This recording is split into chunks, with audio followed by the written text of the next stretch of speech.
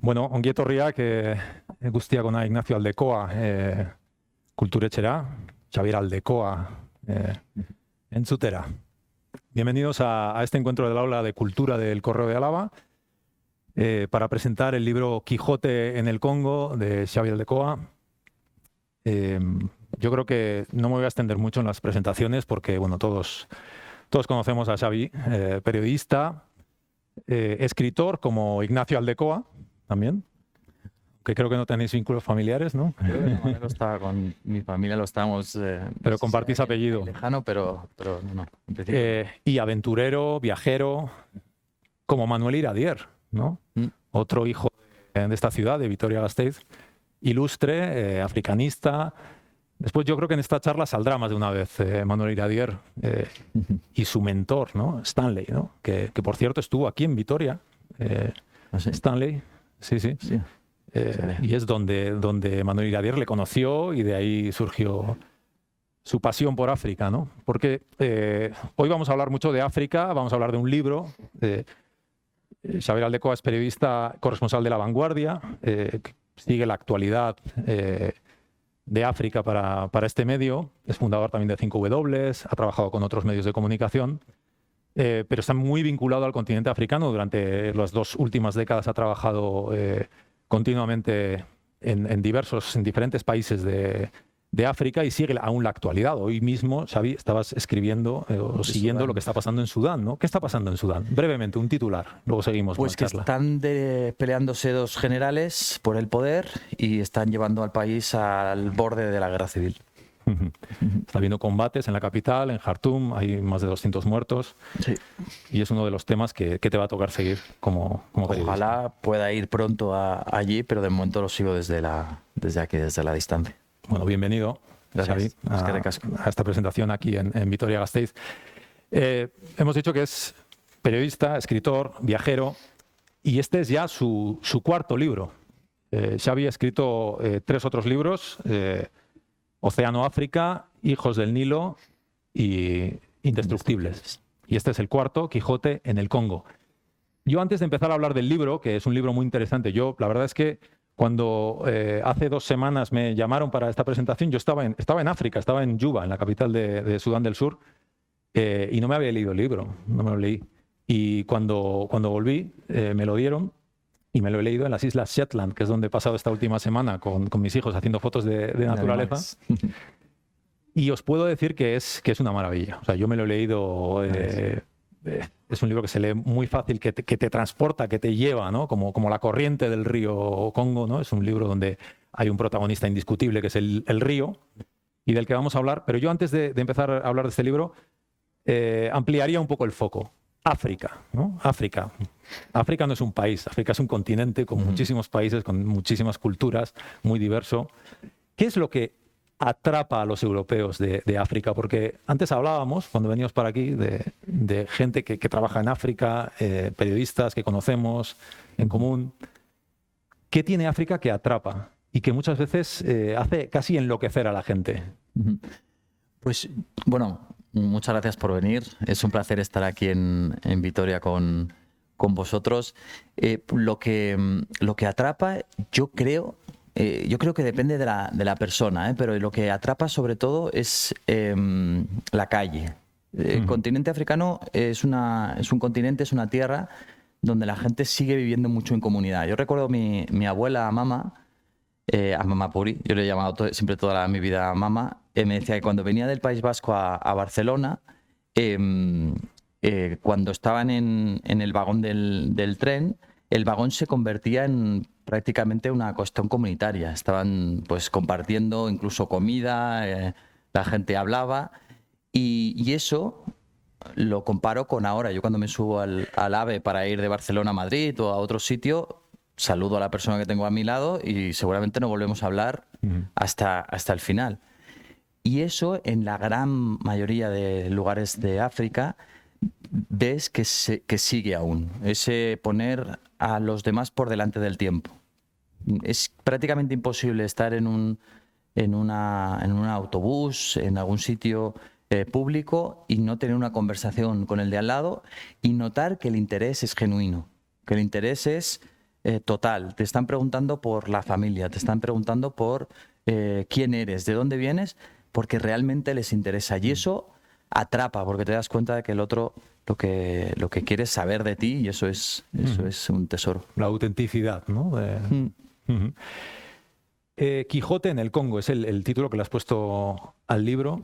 Decíamos que tiene un protagonista que es el río.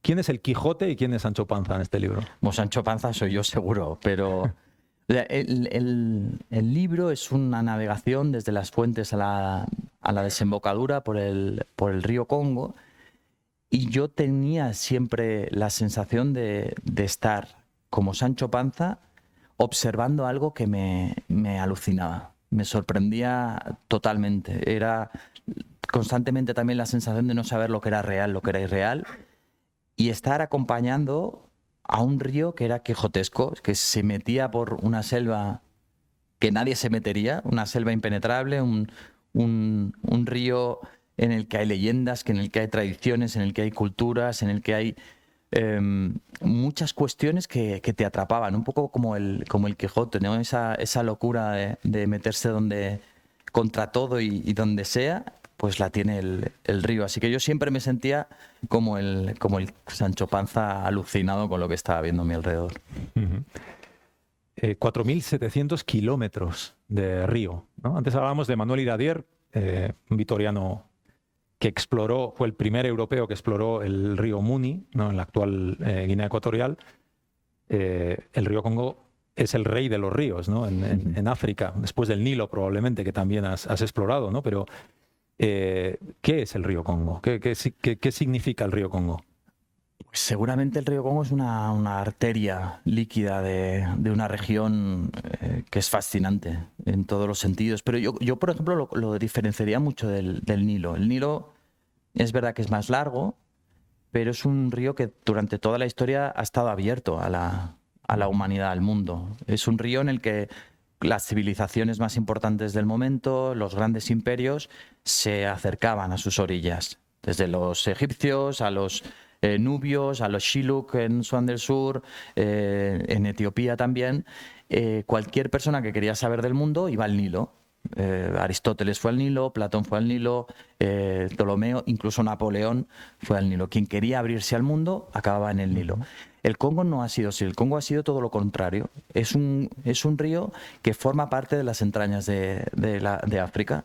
De hecho, durante siglos se mantuvo ajeno al resto del mundo. Así como, por ejemplo, el Nilo es todo lo contrario, o el Níger también. El Níger, aunque a Occidente nos parecía que estaba muy apartado de todo, el Níger era un punto de encuentro entre los comercios que venían de Arabia, las especias, las telas, y el oro y los diamantes que venían de África. Por tanto, también era un centro mundial. El Congo era un lugar en el que ni siquiera lo que le daba nombre, el reino Congo, vivía de espaldas al río. Estaba en la desembocadura, pero donde subía las cascadas de lo que ahora es Kinshasa, a partir de ahí ya solo vivían los pueblos locales. Evidentemente había pueblos que vivían en sus orillas, pero no era un río hacia afuera. Era un río muy, muy interno, que mantenía ese halo de misterio, incluso de temor, hasta prácticamente anteayer, cuando lo recorre por primera vez Stanley. Y incluso con cierta hostilidad él se encontró, o al menos así lo describió, de los pueblos que allí lo habitaban. Antes de Stanley, y el libro da mucho contexto histórico también, ¿no? Es un libro muy interesante porque se aprenden muchas cosas. Yo no sabía que un faraón egipcio ya había explorado el Congo, por ejemplo, ¿no? Es un río que históricamente, como tú dices, ha estado aislado, cerrado, ha mantenido ese halo de misterio, pero donde han ocurrido muchas cosas, ¿no? Y donde ha habido reinos que para nosotros son prácticamente desconocidos, que no hemos estudiado jamás en el colegio, ¿no? La historia del faraón, Pepi, que además, o sea, no fue el propio faraón el que fue al Congo, sino emisarios en la época de los emperadores. Era habitual que grandes señores fueran de viaje o fueran a explorar y trajeran regalos para agasajar y convertirse en alguien pues cercano al emperador, y le traían pues plumas de avestruz, huevos de avestruz decorados y demás. Y hubo uno de ellos que vivía cerca de lo que es ahora Asuán, en el sur de Egipto, que trajo un pigmeo. Trajo un pigmeo cerca de las orillas del Congo. Y eso quedó escrito en la primera crónica, está considerada la primera crónica de viajes de la historia, porque en las tumbas de estos señores viajeros se escribía una crónica de quiénes había sido, una especie de epitafio redactado, lógicamente con jeroglíficos, y se tuvieron que inventar una palabra nueva para pigmeo, porque nunca antes había habido un pigmeo. Y en la puerta, que eso lo fui a ver cuando hice Hijos del Nilo, en la puerta de este mausoleo está la figurita de un pigmeo, que ese fue el primer acercamiento, ¿no? Así que también ves ese interés que había desde hace miles y miles de años por esa tierra cubierta de árboles, porque es que 7 de cada 10 árboles, o sea, 7 de cada 10 árboles de África están en la cuenca del Congo, así que es un pulmón maravilloso que ya interesaba a gente de hace miles de años. Hay un punto de partida en el libro, que lo cuentas al principio, que es un encuentro poco agradable tuyo con unos guerrilleros en el Congo, antes de hacer este viaje, antes de emprender este viaje. Y un poco este viaje parte de una promesa que te haces a ti mismo, ¿no? Cuéntanos un poco esta... Bueno, el viaje, el navegar el río Congo, para mí ya es un sueño infantil casi desde hace mucho tiempo, pero es verdad, yo estuve haciendo una cobertura de unos niños soldados, fui a contar la historia de Rodrigue y Gloire, que son 2 niños de 12 años, que eran la guardia personal del general Embura, uno de los varios grupos rebeldes que hay en el este del Congo.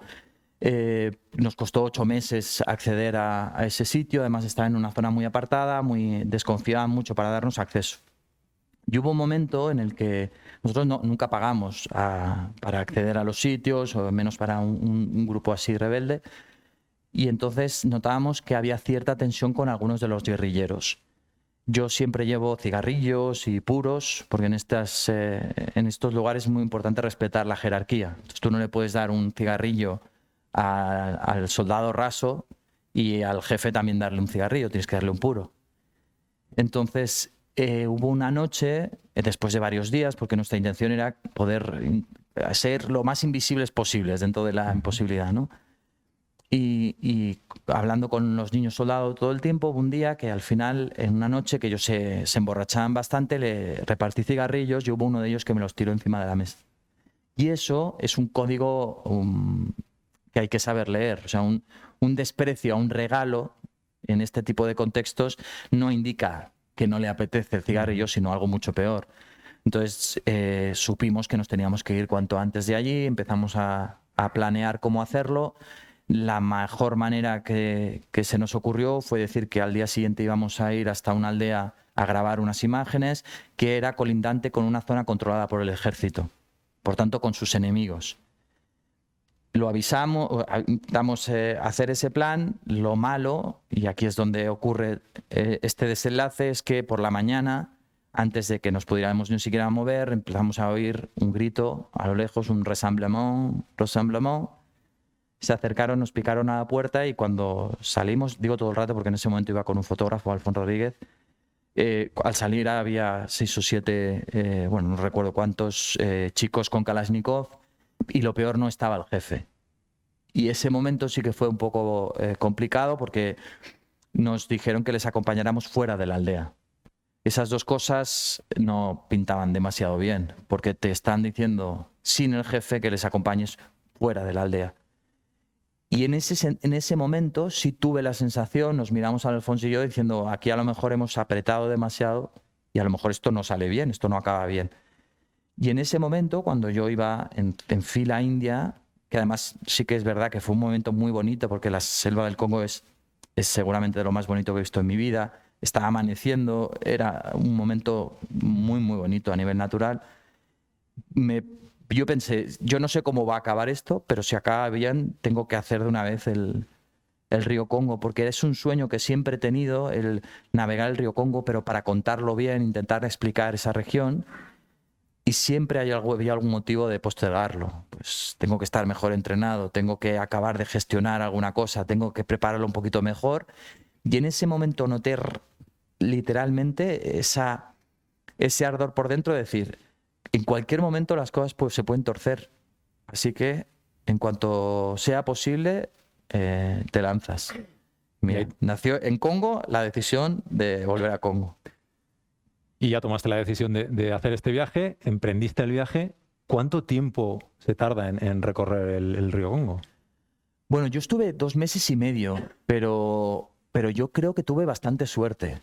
O sea, no hay un tiempo, porque no hay, o sea, tienes que ir cambiando de barcas, a veces vas en canoa, a veces en una barcaza, a veces una plataforma empujada por un remolcador, y a lo mejor hay pues 300 personas o 400 personas apretadas, y puede haber pues diferentes cuestiones. Puede pues haber tormentas, puede estropearse alguna barca, puede haber cuestiones que hagan que el viaje cambie de tiempo. Así que se tardan varios meses, pero no sabría decir cuánto tiempo. El concepto del tiempo en África es diferente, ¿no?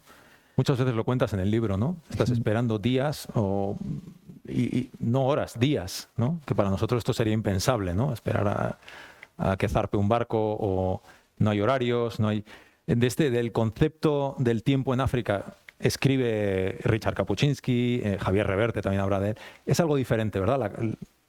Cuéntanos, ¿cómo se vive el tiempo? Pero yo creo que es diferente porque es lo normal. O sea, cuando emprendes un camino, que es aquí sí que es verdad que es un camino, imaginaos un camino de tierra, un camino que puede tener agujeros, que puede haberse roto un camión en mitad del camino y bloquear el paso. Tú nunca sabes cuándo vas a llegar. Yo cuando preguntaba a la gente, vale, hay 80 kilómetros, ¿cuánto se tarda en llegar? Se encogían de hombros. Decían, pues depende de lo que pase en el camino. Y en un lugar donde pueden pasar todas estas cosas, donde si se estropea el motor hay que esperar a que llegue la pieza, donde si el camión se queda bloqueando el paso hasta que no salga el camión no se puede continuar, son muchas imponderables que la gente no puede controlar. Por tanto, se ha acostumbrado, como nos habríamos acostumbrado todos nosotros, si viviéramos en ese contexto. Y te acostumbras, eso sí, que te acostumbras rápido a esa situación, ¿no? El decir, tú te subes a una barca y da igual los kilómetros y da igual la velocidad a la que vayas. Y yo recuerdo con el capitán de uno de los primeros barcos, yo le iba calculando los kilómetros que faltaban y a la velocidad que íbamos, y le digo, entonces eso quiere decir que más o menos en 8 horas llegamos, ¿no? Y me miraba y decía, a ti te gustan mucho las matemáticas. Porque no había nada que explicara que eso iba a ser verdad. Porque de repente, cuando parecía que todo iba bien, el barco paraba en una aldea donde tenía que cargar y a lo mejor no había llegado el camión que tenía que traer los sacos de nuez de cola y nos teníamos que quedar 3 días hasta que llegara. Entonces ese cálculo que había hecho yo de 8 horas se hacía trizas. Y yo, que me acostumbré en unos meses, pues imagínate la gente que vive por allí que está acostumbrada desde pequeño, ¿no? Que las cosas, pues cuando llegan y ya Dios proveerá, decían mucho. Otros protagonistas de este libro, creo que son muy importantes para ti y para el viaje y para el libro mismo, son los compañeros de viaje, ¿no? ¿Tú podías haber hecho este viaje tú solo? Porque lo has hecho tú solo, quiero decir, has sido tú, no has sido con un compañero fotógrafo, como nos contabas antes, has sido tú solo, pero con compañeros, continuamente con compañeros de viaje. ¿Se podía haber hecho este viaje sin la ayuda de Sylvain o sin la ayuda de Jaffet? Yo creo que no. O sea, no solo porque ellos me servían de traductores en algunos momentos claves, sino también por la mirada. Había muchas cosas, llevo 20 años trabajando en África, pero había muchas cosas que no comprendía. Mira, el otro día estuve en Tolosa haciendo una charla. Y al salir estuve hablando con un tipo que se llama Coyote, me estaba explicando tal, no sé qué, que en la época de terrorismo de Taduro, ellos podían saber quién era policía por lo que se pedía en el bar. Que si se pedía un cas naranja con Larios, picoleto, sin duda. Y esas cosas no son una cuestión de traducción. Esas cosas que seguramente cuando yo las he dicho aquí, muchos han dicho, ya lo sabíamos también aquí. Eso muchas veces no es una cuestión de traducción, es una cuestión de saber leer ciertas cosas que van más allá de las palabras. Y ocurría muchas veces. Una vez estaba en el primer tramo, es un tramo muy alejado de cualquier zona urbana, y es una zona donde solo prácticamente están los chinos ahora, con las minas. Los belgas se fueron hace tiempo. Y me dijeron, un policía me dijo, no subas en el barco porque te van a matar, te van a confundir con un chino, y se ha corrido el rumor de que los chinos están robando los órganos a la gente. Yo dije, bueno, pues yo no soy chino, no hay problema. Y dijo, no, tú eres tan chino como alguien de Pekín. O sea, para la gente de aquí, eres alguien que viene de fuera. Y todo el que ha venido de fuera les ha provocado sufrimiento. Desde los árabes esclavistas a los europeos, a los chinos. Es una zona, como digo, muy, muy apartada. Y ahí hubo un momento en el que nos paramos con la barca y salió pues, una aldea pescadora, todo el mundo a ver, ¿no? A ver cómo era el barco, pues se sorprenden de verme por allí. Y estaban todos observando, yo iba saludando, me puse a comer mangos y nos teníamos que quedar a dormir allí. Y el capitán David tuvo un momento que dijo, no, aquí no nos podemos quedar, tenemos que levantar anclas y hacer 2 o 3 horas más. Y yo, ¿qué ha pasado? ¿Ves aquellos 3 chicos que están debajo de la palmera? Aquellos chicos no están tramando algo. Yo no tengo ni idea aún. Primero, no sé lo que vio, pero él no tenía ninguna ganas de levantar anclas y tener que hacer 3 horas más para seguir adelante. Pero él vio algo que yo no supe ver y que no supo explicarme tampoco qué era. Y eso me pasaba constantemente. Esa sensación de cuando Sylvain me sabía, por ejemplo, otra vez, para pasar una zona controlada por rebeldes, tenías que hablar con el jefe rebelde para que él te diera permiso para pasar. Y no era una cuestión de dinero como de autoridad. Es decir, el blanco ha venido a pedirme permiso a mí y yo aviso a todos mis hombres. Pues recuerdo estar en la llamada y, lógicamente, en ese caso hablaban en suajili, yo no sé hablar. Yo puedo hablar alguna cosita, pero no puedo mantener una conversación. Cuando suena la llamada, coge el teléfono y se estuvieron 5 minutos en el que Sylvain le iba preguntando cómo estás, cómo están tus hombres, cómo está tu familia, cómo está tu primo que viaja, que vive en otro sitio, cómo está la situación, y todos esos 5 minutos de saludos eran claves para que nos dejaran pasar. Muchísimo más que poner $10 encima de la mesa, poner una botella de licor o lo que fuera. Y eso no era una cuestión de traducción tampoco. Era una cuestión de que Sylvain sabía que la única manera de que nos dejaran pasar es intentar estrechar lazos, intentar preocuparse por la gente que tienes al lado, sea un rebelde, sea un capitán, o sea un grumete, sea quien sea. Y en eso sí que aprendí muchísimo. Esa sensación de paciencia siempre. Vamos a hablar con la otra persona, a ver cómo sale y dedicar todo el tiempo que haga falta a ese tipo de cosas que son las que hacen que la situación fuera bien, ¿no? Y volviendo a la pregunta inicial, Jafet y Sylvain fueron extremadamente generosos porque yo no tenía dinero para pagarles. O sea, yo con Sylvain nos conocemos desde hace 9 años. Él dijo, me vengo contigo, ya veremos, cuando me salga un trabajo me voy, y así ocurrió. Hubo un momento que le llamaron de una televisión rusa y se fue, pero es un tipo que cuando trabaja para una televisión rusa o china o gana $500, $800 al día. Y a mí me dijo, mira, yo te acompaño pues 3-4 semanas, y a mí me haría mucha ilusión que me trajeras un iPhone. O sea, no me pedía dinero, me pedía un regalo de amigo, como podría, pues seguramente si nos vamos tú y yo, pues yo que sé, a lo mejor si tú te hace ilusión algo, pues yo tendría esa deferencia, ¿no? Y a mí establecer estas relaciones también me gusta, ¿no? Y Jafet también fue extremadamente generoso. Jafet seguramente fue la mejor noticia de la navegación. Para mí, Jafet... Porque no le conocías, ¿no? Te lo encontraste en el camino. Jafet fue una sorpresa. porque en eso sí que tienes que acostumbrarte. Es un viaje en el que hay muchos errores, hay que ser muy flexible.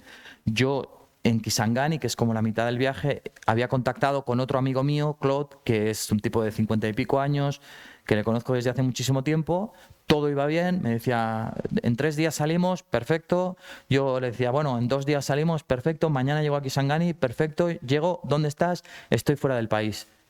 Yo, o sea, ¿cómo? Sí, hace 3 semanas que estoy fuera del país, pero no te preocupes. Y yo, no me lo puedo creer. Y entonces él me dijo, pero Jafet es un chico del que te puedes fiar. Y en un café tuve que tomar la decisión si este chico me acompañaba en el barco. Y ahí hubo algo que me dijo, este tipo es de fiar. Y de lo mejor del viaje. Es un tipo que no solo me acompañó hasta Kisangani, sino que me dijo, venga, te acompaño hasta el mar, y me invitó a conocer a su padre. Estuvimos en casa de su madre también. Hablamos constantemente. O sea, es un amigo para siempre ya. No vamos a hacer spoilers, no vamos a contar si llegó o no al mar, si llegó o no al... Se lo lean un poco. Pero hay una constante en tus libros, en los anteriores también, que a ti te ha funcionado bastante, ¿no? Hablabas de los códigos, de las jerarquías, de entender esos códigos ocultos, el fútbol, el poder del fútbol. Y del Barça. El Barça, pero bueno, por lo que veo llevas no solo el Barça, ¿no? Sí, creo que fui un poco chaquetero. Llevé alguno del Madrid, pero casi siempre del Barça, tengo que decir. No, lo que hacía era llevar pins del Barça, banderines y bolígrafos.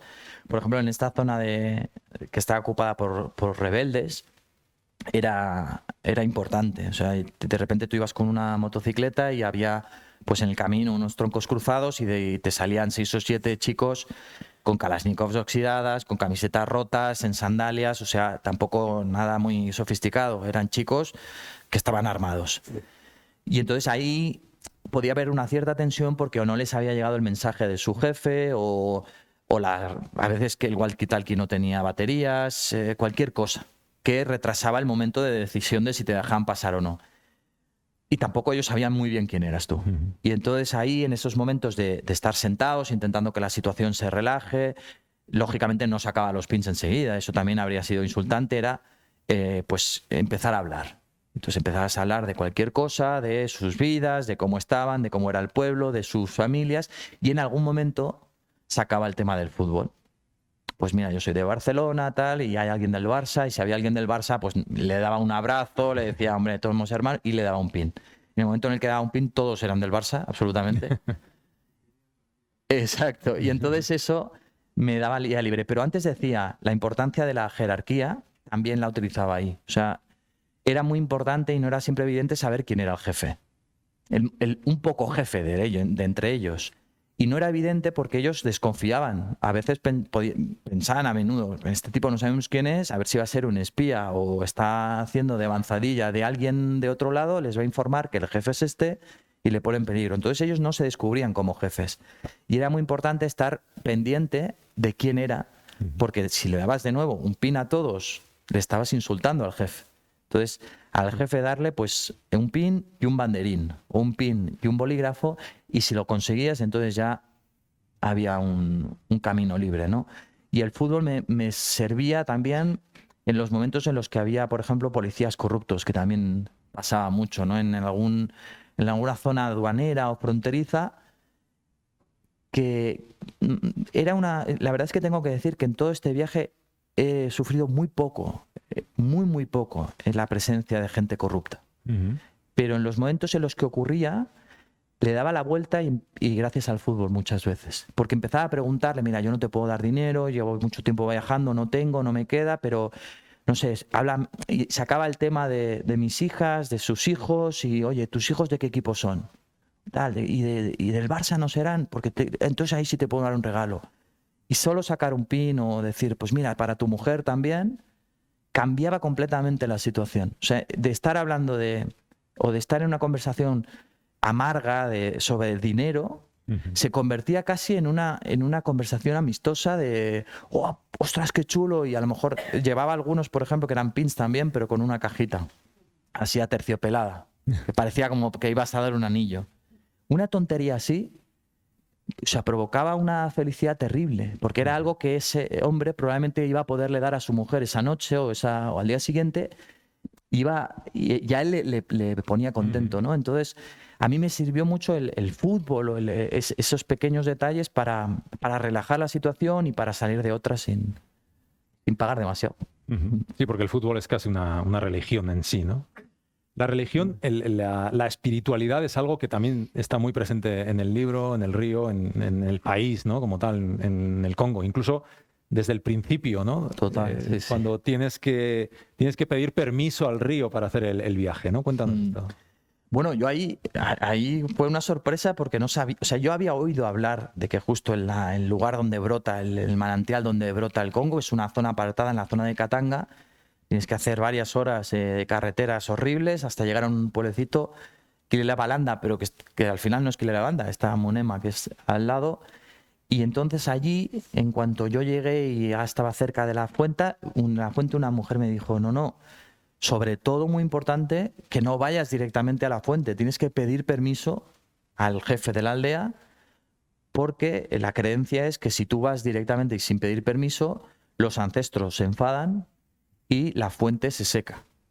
La fuente se seca y la persona que ha ido sin permiso se pierde para siempre en la selva. Entonces tenías que llegar, hablar con ellos y ellos tenían que hacer ciertos rituales. A veces son pues sacrificar una gallina, otras veces es tirar unos francos, muy pocos francos, al cambio 20 céntimos, al agua. Y según cómo caen, según cómo se mueven, ellos deciden si las intenciones del visitante son buenas o no. Y eso hace que decidan si puedes ir a las fuentes a verlas o no. Y claro, yo pensé, hostia, tú imagínate, llevo meses, años preparando la navegación y llego ahora y me dicen que no tengo buenas intenciones y para casa, ¿no? Y era como, por suerte me dijeron que sí tenía buenas intenciones, que podía ir a ver las fuentes y ahí empezó, ¿no? Pero esa espiritualidad es constante en todo el río y es muy bonita, la verdad. Esa religión animista, ¿no? que todavía se practica en muchos lugares del país. Por ejemplo, hay otra anécdota que tiene que ver con esto, que es que el libro El Quijote y el hecho de verte leer el libro en una barcaza, creo que era, ¿no? En el Mapenza, te trajo problemas también.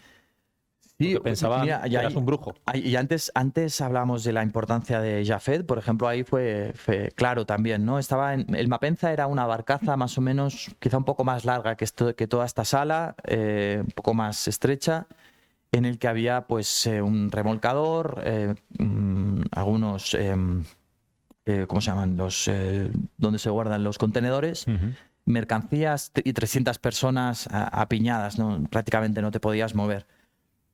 Yo me había llevado el Quijote, literalmente el Quijote de la Mancha, el libro, en papel, para leer y me puse a leer. Y sí que es verdad que estaba todo el rato constantemente observando por si acaso no salía algo bien o adelantarme a alguna situación. Y noté que la gente me miraba de una manera rara. Cuando yo había abierto ese libro me estaban mirando pues en algunos sitios con cierto temor, en otros sitios con, no sé, alguna cosa rara. Y le dije a Jafet, por favor, ves a ver qué pasa, porque aquí hay algo que no funciona bien. Él fue a hablar con ellos y vi que hablaban bastante rato, que movían los brazos, y me vino y me dijo, ¿sabes qué pasa? Que cuando te han visto leer un libro tan grueso han pensado que eras un brujo. Y yo, dice, sí, porque solo los brujos leen libros tan grandes. Claro, y yo en ese momento me reí, ¿no? Dije, pero yo un brujo con esta gorra que parecía, vamos, yo, no. Y entonces me dijo, no, pero es muy importante que esto vayamos a solucionarlo, porque si mañana se estropea el motor o mañana alguien se tropieza y se ahoga, se cae al agua y se ahoga, te pueden culpar a ti. Y este viaje puede acabar muy mal entonces. Así que gracias a que Jafet me hizo ver que esto no era una gracieta, que había que arreglarlo, que había que solucionarlo y que tenía que levantar el culo de la silla y ir a hablar con la gente, ir a enseñarles el libro, a explicarles quién era y por qué estaba haciendo ese viaje, ¿no? Entonces Jafet fue importante y el Quijote también, ¿no? Esa sensación de decir, el río Congo no lo voy a poder hacer solo. Este río lo voy a tener que hacer siempre acompañado y es tan importante mi mirada hacia los demás para poderlo explicar como la de ellos hacia mí.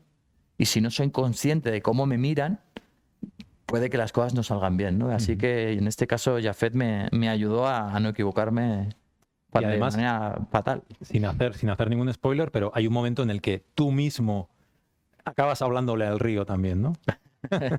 Bueno, porque ahí estaba ya desesperado. Es que yo creo que seguramente es la cobertura. O sea, he hecho muchas coberturas en las que las cosas no han salido bien o que me he desesperado, pero todo el río Congo me ha pedido absolutamente todo. A nivel de energías, yo tenía la sensación de que no podía más. O sea, estaba dándolo todo. Y entonces, cuando pasaron muchas cosas, muchos obstáculos, hubo un momento de decir, a lo mejor tengo que pedirle permiso al río porque no me está dejando, ¿no? Entonces, bueno, ya lo leeréis si os apetece leer el libro, pero hubo un momento en el que yo, que no soy nada místico en absoluto, tuve la sensación de que o le pedía permiso o no llegaba. Hay un momento en el libro que alguien te pregunta, y me parece que es muy interesante esta reflexión que haces en el libro. Te pregunta, ¿tú has sufrido alguna vez en tu vida? ¿Has sufrido alguna vez? Y tú te quedas en blanco. Sí, pues sí, porque bueno, me pasaba varias veces que me daban hostias de realidad, pero porque yo toda mi vida, yo vengo de una familia pues, de clase obrera, normal. Mis padres no habían viajado nunca. Mis padres, la primera vez que viajan, yo tenía 21 años, la primera vez que atravesan la frontera de Francia es cuando yo ya había viajado. Y cuando era chaval, yo recuerdo que en casa sacaban Coca-Cola y se aplaudía. O sea, era como, ¡buah! En absoluto, pasamos carencias, pero no tenía ningún privilegio, no tenía la sensación de tener un apellido. En Cataluña funciona mucho eso. Tú tienes, bueno, supongo no solo en Cataluña, ¿no? Pero eso de tener un apellido te abre puertas, ¿no? Y cuando me preguntó eso, de ¿tú has sufrido alguna vez? Es decir, o sea, por supuesto que no. Por supuesto. Y darte cuenta de que todo lo que fuera intentar justificar la respuesta era una vergüenza. Ya, estoy hablando con unos tipos que están trabajando de grumetes, cobrando cantidades irrisorias, $5 por 5 o 6 semanas de trabajo, y además al lado de gente que está viajando en unas condiciones terribles. Un poco más allá hay gente que está en conflicto o trabajando en minas artesanales, y es darte cuenta de, pues, evidentemente no darme cuenta, que ya lo sabía, porque ya llevo mucho tiempo currando con esto y lo sabemos todos, pero sí en el que esa hostia de realidad directamente me interpelaba, ¿no? Es decir, ¿tú has sufrido? ¿Y qué contestas sin parecer un cretino? Y porque él además te dice en un momento, porque aquí en el Congo todos sufrimos. Sí, claro. Todos sufrimos. Es una supervivencia diaria, decía, ¿no? Evidentemente, y aquí un pequeño matiz, ¿no? En Congo también hay gente que vive bien, hay gente en ciudades que hay una pequeña clase media, pero gran parte, es el tercer país con más pobres del mundo, una gran parte vive con una sensación de supervivencia diaria, de tener que pasar el día para sobrevivir ese día o para sobrevivir los siguientes, ¿no? Y eso pues eso sí que lo tenían muchos en mente. Pues gente que decía, pues yo voy a intentar conseguir ahorrar para casarme. Y a lo mejor me voy a poder casar en 5 años. Solo para poder casarte necesitabas suficiente dinero para poder alcanzar eso, ¿no? El Congo es un país donde ha habido conflictos, donde sigue habiendo conflictos muy graves, ¿no? Donde es un país que ha sido expoliado por los belgas, pero también hablabas antes de los esclavistas árabes, y es un país que ha sufrido mucho a lo largo de la historia, pero es un país muy combativo también. Dices en un momento en el libro que, a diferencia de otros países también autoritarios, ¿no? Como Zimbabue o como Nigeria, por ejemplo, en el Congo, la protesta, es decir, protestar contra el gobierno, alzar la voz, levantarse ante las injusticias, es algo común, es algo que se ve, y en un momento dices, y son muchas veces protestas suicidas. Bueno, suicidas ¿Cómo son los congoleses en ese sentido? Porque esa sensación de rabia interna, esa sensación de querer reivindicar tus derechos, forma parte también de una manera de ser. En general, en Congo, el arte y la vida están mezcladas. Cuando la gente habla o discute, tiene mucho de teatro. Yo había veces en el barco que yo veía como empezaban como a pelearse y los dos estaban haciendo broma. Y nadie más lo sabía, pero ellos estaban como haciéndose unas bromas sobre que estaban discutiendo y parecían que se iban a pegar y de repente al final se abrazaban y se reían y no entendías nada. Y el arte y los artistas van mucho por ahí. El Congo es un país, son diversas culturas tremendamente artísticas. La música congolesa, los congoleses escuchan muchísima música congolesa, están orgullosísimos de su música, de la rumba congolesa, de los música moderna congolesa. Es que además son sonidos que viajaron a América y luego regresaron ya cambiados con jazz y demás. Pero hay mucho de reivindicación en las expresiones artísticas. Y de hecho era una de las cosas que a mí me interesaba y me preocupaba hacer. El poder contar. De hecho hubo un amigo congolés que me dijo: no vas a contar bien el Congo si no hablas con sus artistas, con sus ancianos y con sus artistas. Intenté tomármelo al pie de la letra, porque hablar con directores de teatro, con escritores, con bailarines, con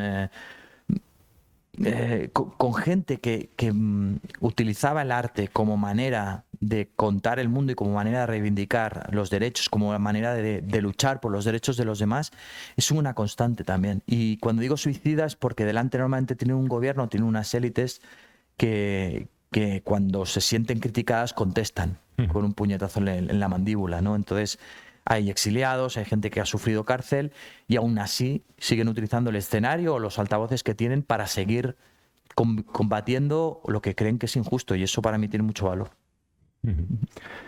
Bueno, abrimos un poco la charla, ¿no? A preguntas, a lo que queráis preguntarle a Xavi. A mí hablabas de los artistas, y Mobutu es alguien que en el momento del libro se dice, ¿no? Promovió también la cultura del Congo.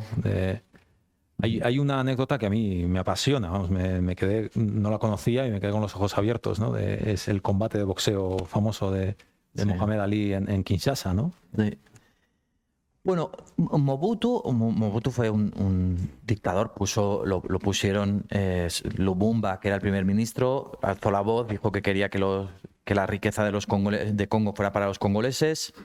En un momento de Guerra Fría, en el que vio que Estados Unidos dudaba, se acercó a la URSS y eso explotó el temor en Estados Unidos y lo acabaron matando. O sea, lo que hicieron es la inteligencia de Bruselas, de Bélgica y Estados Unidos lo detuvieron y lo entregaron a su peor enemigo, que acabó sacándolo de por medio. Y pusieron a un tipo, a Mobutu, que era muy cercano a la CIA. En los primeros años, también a caballo del precio del cobre, el Congo funcionaba. El Congo tenía un impulso anímico, un impulso económico, y Mobutu, más que promover la cultura, que también, era inteligente y sabía que la cultura, como forma parte de los congoleses, era importante para posicionarse también, interiormente y exteriormente. Y, por ejemplo, la música congolesa, la rumba congolesa, le servía utilizar a todos esos artistas, grandes artistas, a los que invitaba al Palacio Presidencial, montaba conciertos tremendos. De hecho, antes del gran concierto, la batalla de Mohamed Ali, que es la batalla más famosa que ha habido, hubo 3 días de conciertos de los mejores artistas de África. Tenía mucho dinero y se lo gastaba en esa promoción que también le iba bien.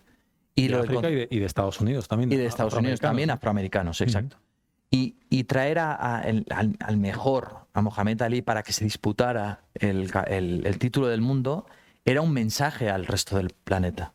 De decir, Congo es capaz de hacer esto.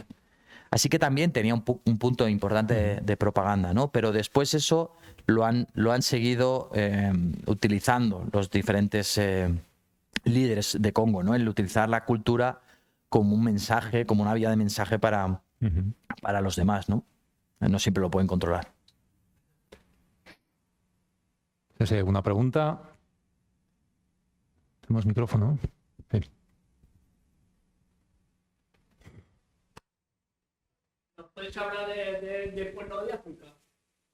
Sí, bueno, él acaba de estar en el Cuerno de África. No sé si de algún país en concreto o en general. Pues el Cuerno de África pues tienes desde Somalia, que es un país que desde el 91 está en un cierto desgobierno, que ahora es un gobierno que prácticamente solo controla la ciudad de Mogadiscio, la capital. Cuando tú llegas a Mogadiscio hay una especie de muralla alrededor del aeropuerto donde viven unas 5.000 personas de diferentes ONGs y organismos internacionales. Y el resto es un sitio complicado para los occidentales, donde intentan sobrevivir los somalíes, y hay muchos territorios controlados por Al-Shabaab. Pero bueno, luego tienes Etiopía, que Etiopía es un país que va como un cohete, pero ha tenido el problema en Tigray. Tienes Kenia, que es un país que funciona, más o menos, en todos sus problemas, o sea, que es un cuerno movido. Pero es verdad que ahora se está viviendo una crisis hambruna, alimentaria muy fuerte, ¿no? Y ahí tú sabes más, acabas de llegar. Sí, acabo de llegar de allí. He estado precisamente en la región somalí de Etiopía, que es la zona más afectada probablemente ahora por el hambre. Ha habido 5 temporadas de lluvia perdidas. No ha llovido en prácticamente 3 años. Y eso lo que ha provocado es que los pastores, porque la mayoría de la población de esta zona de Somalia y la región somalí son pastores, el 80% de ellos viven del ganado, pues han perdido millones de cabezas de ganado, ¿no? La falta de agua ha hecho que hayan perdido su modo de vida y su sustento, y esto los lleva a campos de desplazados internos donde intentan recibir ayuda exterior, ¿no?, de las organizaciones internacionales y del gobierno. Lo que ocurre es que en muchos lugares no llega esa ayuda, y nosotros nos hemos encontrado una situación catastrófica en la región de Afder, del sur de Etiopía, donde hay niños que están muriendo de desnutrición todos los días. Y esto es algo que está ocurriendo ahora mismo en el Cuerno de África. Yo estuve en Sudán del Sur justo a finales del año pasado, y era una situación complementaria a esta, porque Sudán está después de las montañas. Y ahí Sudán del Sur crea una especie de embudo, y ahí el problema no era de sequía, sino de inundaciones. Como las lluvias son torrenciales, caían con un embudo hacia la zona de Sudán del Sur, los campos se habían anegado, y entonces tenían la cuestión de la violencia, de la guerra que hay en Sudán del Sur, que habían habido inundaciones, y otro componente que creo que también afecta en el Cuerno de África, que es la guerra de Ucrania. La guerra de Ucrania ha hecho que los cereales, el trigo sobre todo, pero no solo, hayan subido mucho de precio. Y entonces en lugares que dependen de ese trigo, porque la gran parte del trigo de Rusia o de Ucrania también se vendía en estos países, en algunos casos se ha duplicado, se ha triplicado, y hay gente que no puede. Yo cuando llegaba en Sudán del Sur recuerdo estar en un hospital de desnutrición, y aparte de estar llena, y los tenía cada 2 días, daban de alta a los niños que tendrían que haber estado 15 días, les dan de alta porque venían más y no daban abasto. Las madres también llegaban muy, muy desnutridas. Normalmente en la desnutrición, las imágenes que vemos de los niños desnutridos normalmente también están enfermos. Por tanto, puedes tener a un niño esquelético y al lado su hermano delgado, pero no en las mismas condiciones. En cambio, las madres venían hechas polvo. De hecho, les daban pamplinats, que es una especie de pasta de cacahuete, y la compartían muchas veces. Se la daban al niño y comían ellas un poco y volvían a dárselo al niño. Y esa situación era muy bestia. Lo de las madres es verdad. Nos hemos encontrado también con madres que estaban en una situación fatal, terrible, ¿no? Y donde no tienen leche, o sea, ellas no pueden dar pecho, y le alimentan a los recién nacidos con té. El té, que no tiene ningún nutriente, ¿no? Les quitan el hambre para que no lloren. Eso es, nos hidratan por lo menos algo, ¿no? Pero sí, esta es la situación. Has hablado de la guerra de Ucrania y de la dependencia, ¿no?, del cereal, en este caso del cereal de Ucrania, que es uno de los mayores exportadores de cereal del mundo. Rusia también. La guerra de Ucrania ha afectado a estos países muchísimo por esa dependencia, ¿no? La inflación, que aquí nos quejamos de que han subido los precios de los alimentos, ¿no? La inflación en Euskadi en el último año ha sido del 14%. Ese alza de los precios de los alimentos. En países como Somalia ha sido de más del 40%. Ese es uno de los grandes problemas de África, ¿no? La dependencia que tienen, porque ellos podrían producir esos alimentos, ¿no? Países como Sudán del Sur son países ricos, son países fértiles, donde es un país verde, donde hay muchísima agricultura y sin embargo dependen totalmente de las importaciones. Sí, la verdad es que seguramente son de las tierras más fértiles del planeta, pero es otra página más, o sea, toda esa riqueza es una riqueza que se sobrepone a otra riqueza que en lugar de beneficiarles les ha tirado para atrás, ¿no? Y además se suma, y es algo que cada vez veo más, a el acaparamiento de tierras. Acaparamiento de tierras es cuando vienen pues empresas chinas o brasileñas o indias y compran extensiones o alquilan extensiones enormes de tierra para cultivar sus propios cereales. Por ejemplo, en Mozambique, además, como no hay una cuestión de propiedad con papeles, gente que ha vivido durante generaciones en un lugar, de repente hacen un acuerdo la empresa con algunos gobernantes locales y expropian o expulsan a todo el mundo para que las empresas chinas puedan hacer toneladas y toneladas de arroz que cuando crece se va directamente a China. Y el peor arroz, el que queda, el remanente, ese sí que lo venden en el mercado. Pero claro, ese arroz, aunque sea más barato, le cuesta un dinero a gente que antes lo cultivaba. Entonces esa cuestión del acaparamiento de tierras, o sea, no solo es que tengan que comprar, sino que incluso en algunos lugares donde se cultivaba de una manera de supervivencia familiar, digamos, les han quitado incluso esa posibilidad y esa desesperación. Yo he visto muchos ancianos porque los jóvenes tienen otra fuerza y cuando ocurre algo así les da mucha rabia, pero se van a la ciudad o buscan otra manera. Pero muchos ancianos se quedan donde han vivido toda la vida y de repente están rodeados de campos de arroz y están viviendo ahí en medio diciendo, pero si nosotros somos de aquí y de repente están aquí unos tipos brasileños o europeos o de donde sea, exprimiendo nuestra tierra. Eso es también algo de lo que hablas mucho en el libro, ya referido al país, al Congo, ¿no? La riqueza del Congo ha sido su maldición. Y ha sido en muchas ocasiones lo que ha provocado la pobreza, ¿no? Bueno, los que hemos explotado el Congo hemos sido la maldición. Porque, porque la historia de Congo en realidad es un poco la esencia de lo que es la historia en África. No hay ni un solo congolés hoy que no tenga en su piel una cicatriz de esa explotación que se enclava en tantos años. Podríamos empezar con los acuerdos que hacían para comprar personas los portugueses con los reinos locales, pero por irnos más cerca, el rey Leopoldo II belga crea un jardín personal de todo el territorio de Congo. Y ahí empieza una explotación que explica qué es Congo hoy. Y sin eso no podemos contar Congo. O sea, el rey Leopoldo empieza comerciando con personas. Porque en América, que se acaba de descubrir América, bueno, se ha descubierto hace tiempo, pero empiezan a descubrir grandes plantaciones de azúcar, de café, se empiezan a crear estas grandes extensiones, necesitan mano de obra. Y todos los esclavos que antes venían de la zona de África del Oeste, aquí dicen, no, espera, que en Congo y en Angola, ahí hay mucha gente, son muy fuertes y pueden venir a trabajar. Millones de personas sometidas en barcos atroces, llevados hasta América.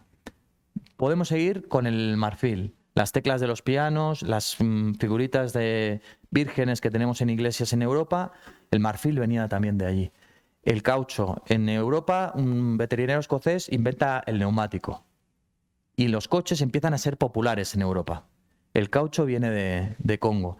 Pero hasta el punto, el negocio es tan grande que el rey Leopoldo, y es tan avaricioso, que a todas las personas que vienen en el territorio, que ahora es su reino, por tanto, todos pasan de vivir en una zona libre a ser súbditos, tienen que darle obligatoriamente una cantidad de caucho cada semana. Si no lo consiguen, les cortan los brazos, las manos a ellos o a sus hijos. Luego aquí nos empezamos a matar en la Primera y en la Segunda Guerra Mundial. Necesitamos cobre para hacer balas, para hacer bombas, para hacer armas de Congo. La guerra mundial se acaba con una bomba en Hiroshima y Nagasaki. El uranio de Congo, de Katanga. Y podríamos seguir con los diamantes, con el oro, con el coltán que está en nuestros móviles o en los micrófonos, o con el cobalto de las baterías de los coches eléctricos que dentro de un tiempo supongo que estarán extendidísimos y el 48% de las reservas están allí.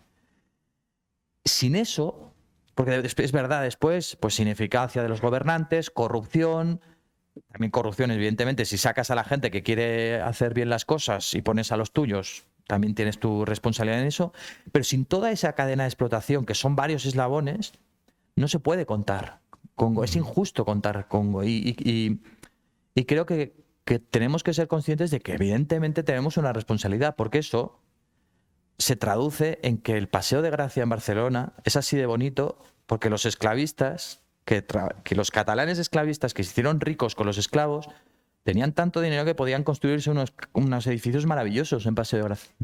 O Bélgica tiene esos grandes edificios, esos grandes palacios, que hicieron muchísimo dinero en Congo. Y no era un dinero que surgía de la nada. Era un dinero que se sacaba de Congo, que pertenecía a los congoleses, y antes decía, es el segundo o tercer país con más pobres del mundo. Claro, pero no es casualidad.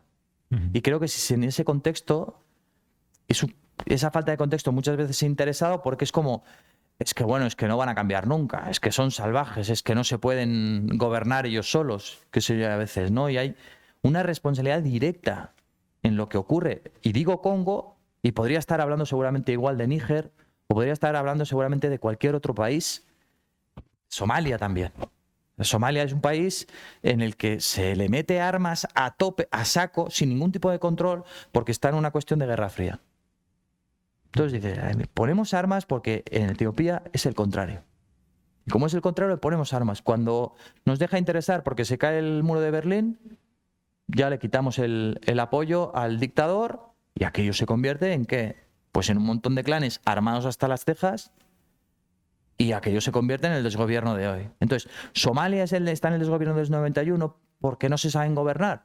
No, porque hubo una actuación de fuera que explica muchas cosas, ¿no? Entonces, creo que ponerle contexto a las cosas es la manera más justa de explicar las cosas. Si no parece eso, pues que sean así, pues que estén así en situaciones de pobreza, pues por casi invención divina. Y esto a día de hoy sigue continuando. Hablabas del coltán, o sea, ahora no son solo los europeos o los occidentales, ¿no? También hay intereses de empresas chinas. Antes hablabas de Katanga, ¿no? Sí, hay minas chinas. En todos lados. Rusia también, está Canadá, en Katanga está todo el mundo. Sí, o sea, hay una cuestión que se mezcla también con una falta de integridad en muchos gobiernos, donde hay élites que se convierten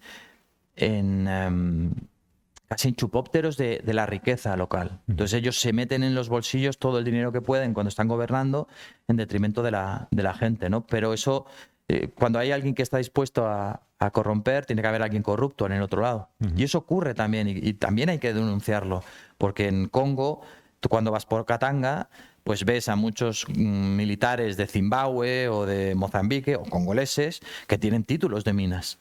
Cuando yo estuve en uno de los bares, en los restaurantes de una de las epicentros de la zona minera, y en todos lados, en todas las mesas había o chinos hablando con militares o estadounidenses hablando con tipos que parecían militares si no llevan el uniforme directamente.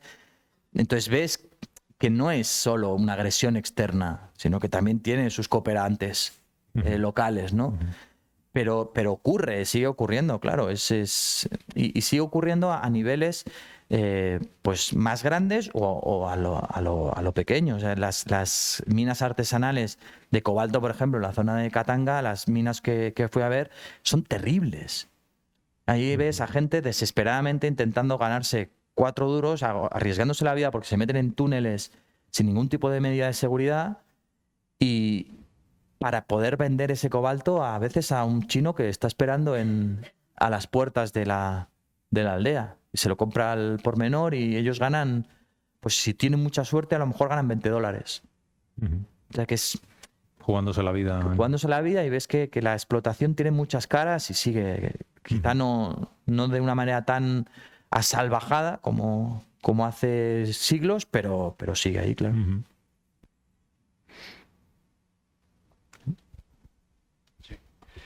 Bueno, primero, enhorabuena por el libro. Gracias. Llevo 100 páginas leídas y estoy deseando volver a casa para retomarlo. Qué bien.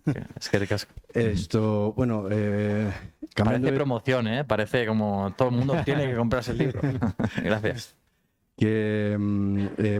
Cambiando de tema y volviendo a un asunto que habéis tratado sobre la espiritualidad y el animismo, que tiene cosas muy positivas, como por ejemplo la relación con la naturaleza, ¿no? de la gente, pero también quería preguntarte si no crees que la magia en general, ¿no? En todas sus manifestaciones, supersticiones, brujería, etcétera, condiciona de manera negativa la vida de la gente y tiene consecuencias muchas veces nefastas para el desarrollo mismo de la gente, y además utilizado por gobiernos y por élites, ¿no?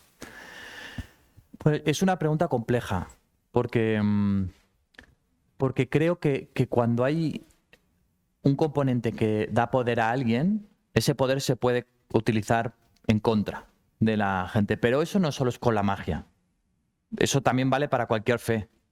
O sea, y lo sabéis todos, el cura del pueblo tiene un poder, y tenía un poder, sobre todo hace muchos más años, ya no digo la Inquisición, pero tenía un poder que podía utilizar para el bien. Podía ser alguien que acompañaba, que ayudaba, que se convertía en un apoyo indispensable para la gente, que hacía la vida más feliz a los demás, o en todo lo contrario. Como tenía un poder, lo podía utilizar para dominar o para manipular. Pues con la magia es similar.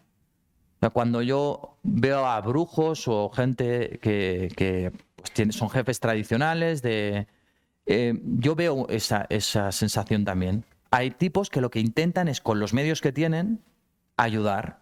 Porque la alternativa muchas veces no es darse la vuelta e ir a un centro sanitario equipado. La alternativa es darse la vuelta y que no haya nada. No hay otro sitio donde ir, o el sitio está tan alejado que ni siquiera hay esa posibilidad, ¿no? Entonces, ves que hay un conocimiento de la naturaleza desde el que se intenta ayudar. Que a veces se utilice ese poder para abusar, también lo he visto.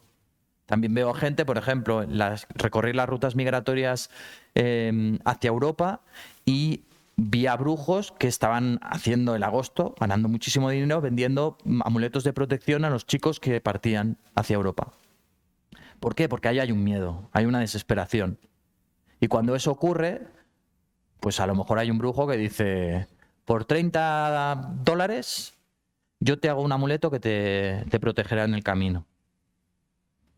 Pero eso no hace malo la magia, digamos, o las creencias tradicionales o las leyendas. Es esas personas que utilizan las leyendas como un vehículo de crear otras cosas. Y después también hay otra cosa. Hubo un momento cuando estábamos en el Mapenza también, que me explicaban, ¿no? Hay una leyenda en Congo que dice que debajo del río hay una ciudad sumergida.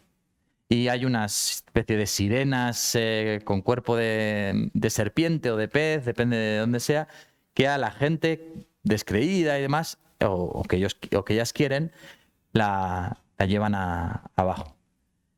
Y yo hablaba con Jafet. Jafet es el colega que me acompañaba, es ingeniero, que ha ido a la universidad, y él me decía: sí, eso es verdad. Digo, pero ¿cómo que? A ver, un momento, Jafet. O sea, me estás hablando de que unas sirenas pueden venir en cualquier momento, cogerme del tobillo y llevarme a una ciudad. Bueno, a ti no sé porque eres blanco, pero él creía que eso existía. Y luego hablando, me decía: bueno, cada uno tiene sus creencias, porque vosotros también hacéis cosas raras, ¿eh? Porque después, cuando os casáis, vosotros os ponéis un anillo.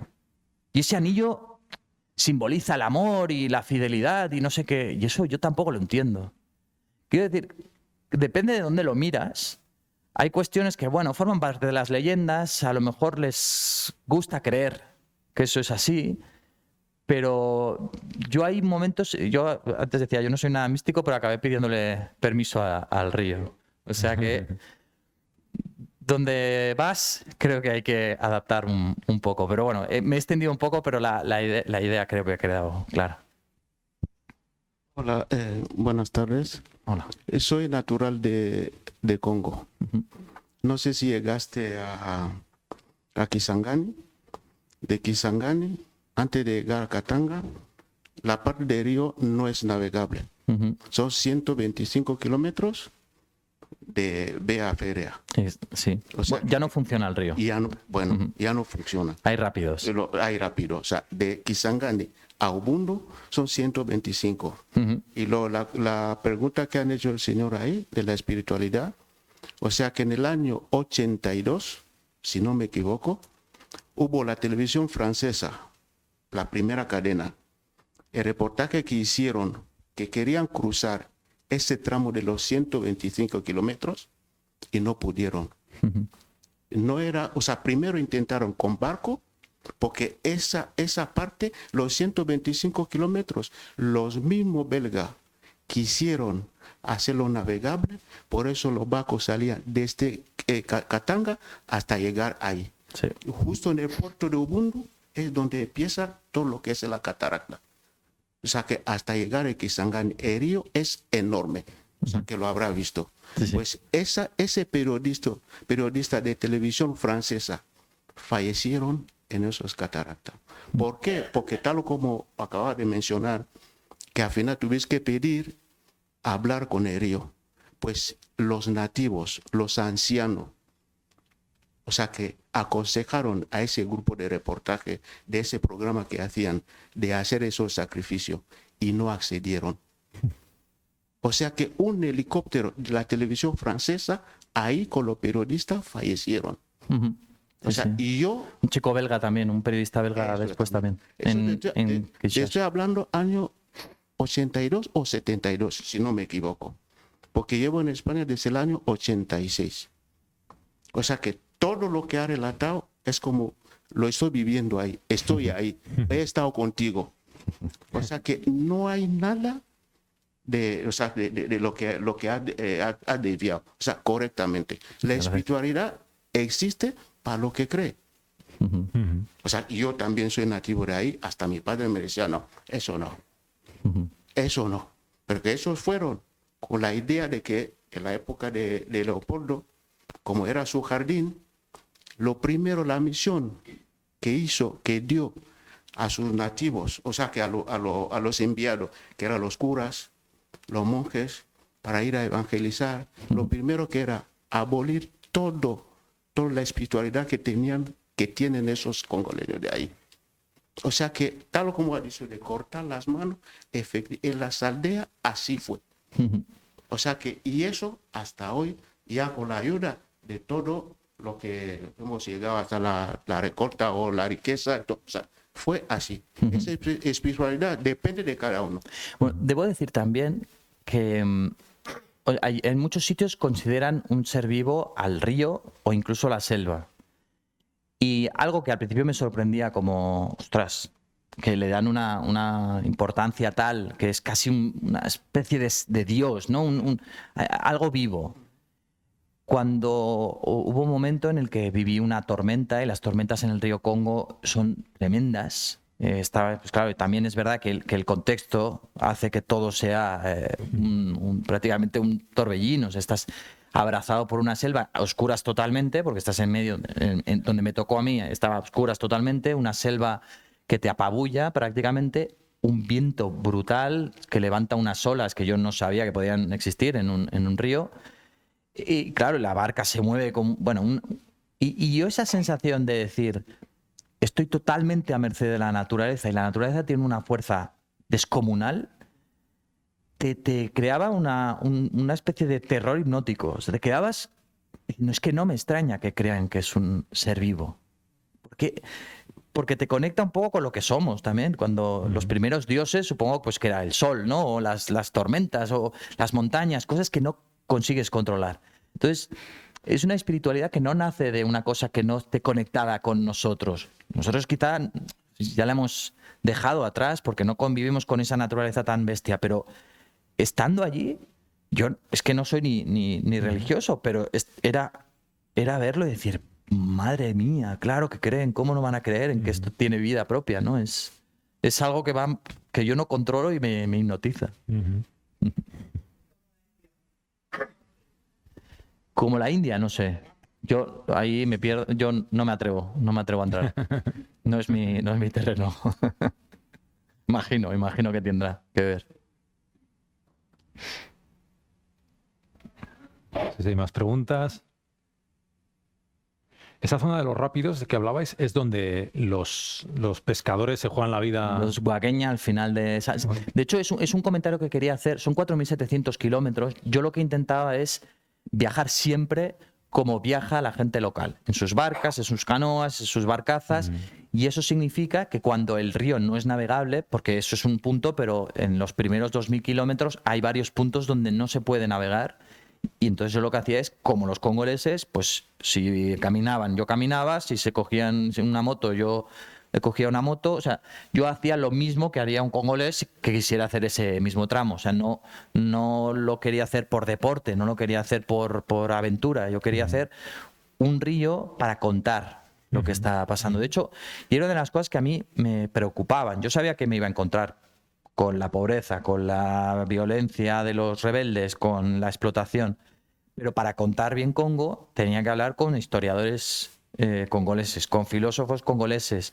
El mayor experto de esclavitud en la zona del epicentro de lo que fue la esclavitud árabe es un filósofo congolés, Kalunga.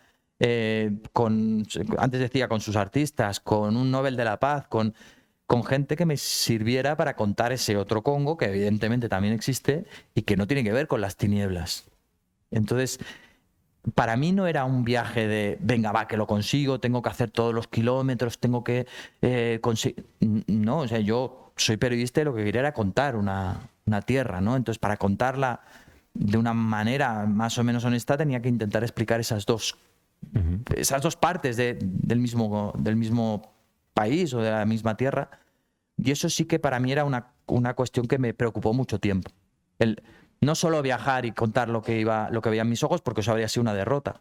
Habría contado la parte pues del río solo. Y además un río que tiene muchas dificultades en muchos puntos.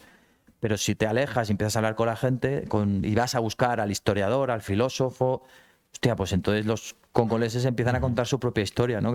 Al final esto es un intento de abrir una ventana a una región y que la cuenten las voces que salen en él. Un intento exitoso, además, porque lo cuentas y se entiende muy bien, y como digo, es un libro que se lee muy fácil y es muy divertido. Congoles y no congoleño. Se puede decir de las dos maneras. Sí, sí. La verdad es que podría decir congoleño y ya está. ¿Sí?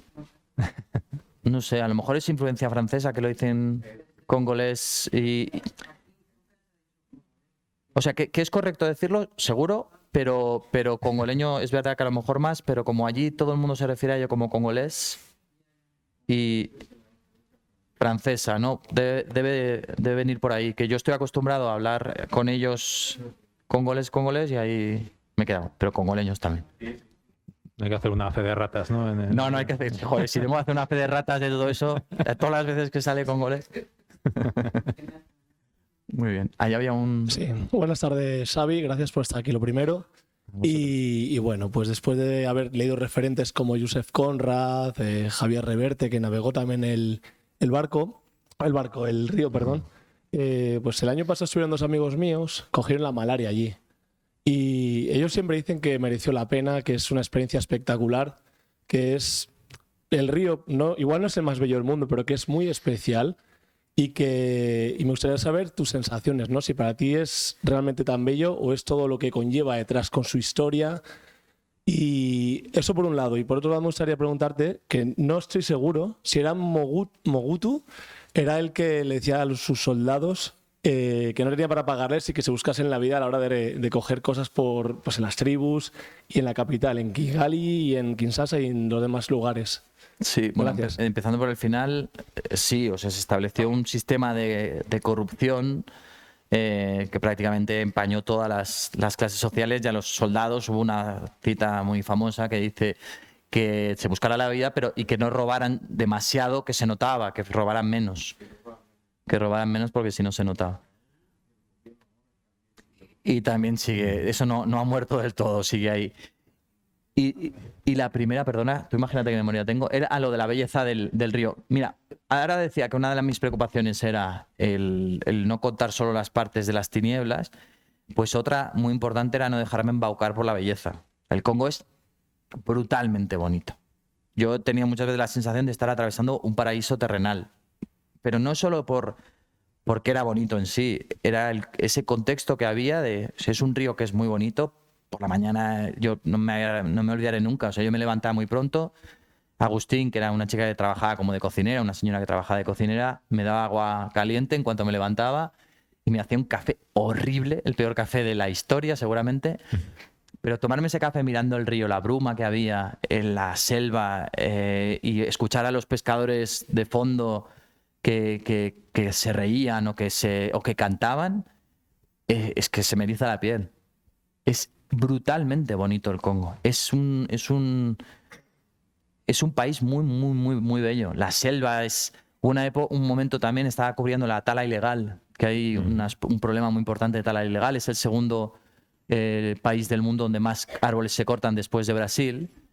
Y estaba haciendo un reportaje sobre esa tala ilegal y después también sobre un grupo de pigmeos, que son los que más afectados son por esta tala ilegal, porque como pierden árboles y el ruido de las máquinas que arrasan, hacen que todos los animales huyan y pierden, es una fuente de proteínas clave. Además, se están cargando todos los árboles sin miramientos y sobre todo uno donde vive el pose, que es un gusano que les da también mucha proteína.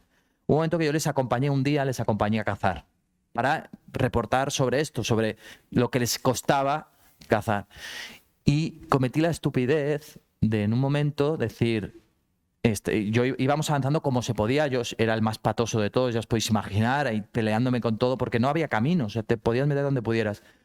Y hubo un momento que le dije al que me estaba más siguiendo al lado, tira, que quiero grabar el sonido de la selva, un momento. Entonces me dijo, sí, no nos entendíamos muy bien, y dijo, tira. Y me puse a grabar, pues no sé, lo que a mí me pareció 1 o 2 minutos y probablemente me quedé más tiempo. Y cuando me giré para intentar seguir, tuve la sensación literal de estar en medio del mar, de que era un náufrago. No tenía la menor idea de por dónde tenía que seguir. Y avanzaba un poco y decía, hostia, que me he perdido, que como no me encuentren, no salgo de aquí. No tenía ni idea, pero no te podías mirar al cielo para intentar guiarte. No se veía absolutamente nada. Y esa sensación de decir, pues tío, o sea, hay que ser tonto por grabar un sonido que te entra un poco de pánico. Después enseguida vinieron los pigmeos y me dijeron, ¿qué haces? Síguenos de una vez y deja de hacer el tonto. Ellos perfectamente sabían dónde estaban, pero ese terror inicial, después cuando lo filtras, es que es súper bonito. Estás en una selva que es que te apabulla, decía antes. Son lugares de decir, madre mía, ojalá, no la sensación esta de estar perdido, que no se la recomiendo a nadie, pero es que son lugares muy, muy bonitos. Y cuando veías de repente que es una zona arrasada de árboles, es que dolía. Yo no me extraña que haya muchos activistas que se juegan la vida, que no le importan a nadie, porque de los que matan en Brasil no importan, pero al menos nos enteramos. A los que matan en Congo, que matan a muchos, nadie se entera. Y es que ahí había un punto de decir, no me extraña que luchéis con vuestra vida por esto. Es súper bonito. Y claro, ver que de repente han arrasado con cientos de árboles, pero no solo para venderlos, que algunos los venden. Yo encontré un sitio donde me llamaron la gente del lugar, me dicen, mira, ven a ver, y había no sé cuántos, 70, 100 árboles enormes cortados que se estaban pudriendo porque nadie había ido a buscarlos.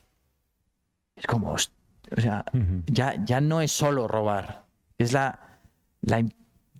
que te da igual el lugar, la naturaleza, lo que sea, ¿no? Pero contestando es brutal. Es que yo he estado en muchos sitios muy bonitos y Congo es una pasada. Muchas gracias.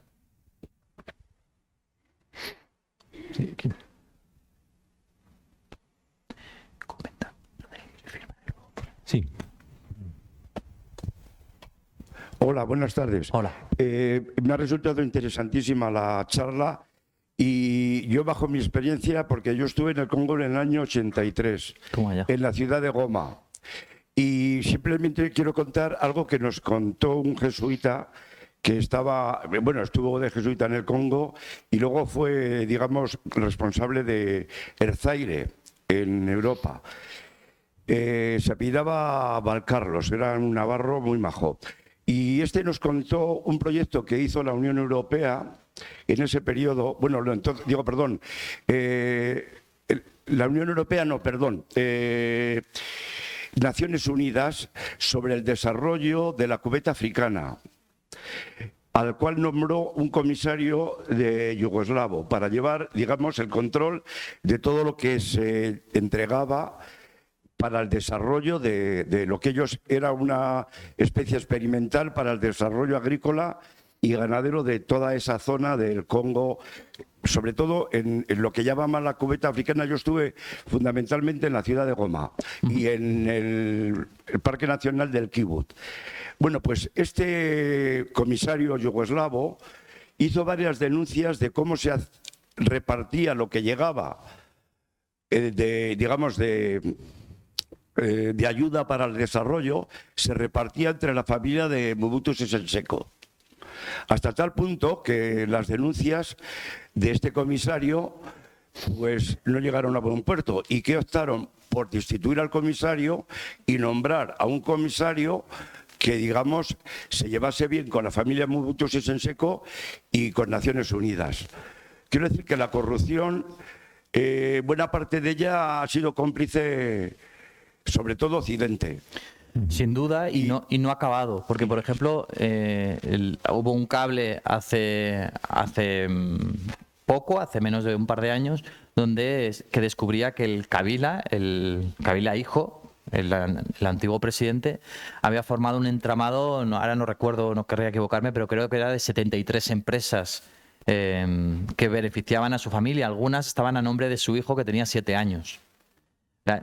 Que llegar a la presidencia, en algunos casos, significaba pues a crear un patrimonio para toda la familia desde el que robar. De hecho, hay un momento en el libro que habló de las consecuencias que a mí me confunden con espía, porque subo a un barco, que es un barco que yo no sabía que pertenecía a la familia, a la mujer de Kabila, y estuve a punto de pagarlo, porque es un error así, que tú no sabes que es un error, puede tener consecuencias. Si creen que eres un espía, pueden hacerte desaparecer, como les ocurrió a 2 chicos de las Naciones Unidas, a 2 investigadores y a su chofer, a los que se asesinaron porque estaban metiendo sus narices, en ese caso, en los intereses de un ministro, ¿no? Entonces, sí es verdad que hay connivencia con poderes extranjeros, en este caso decías la Unión Europea, a veces es China, a veces, pero también se necesita estas élites corruptas que además pelean y defienden con uñas y dientes su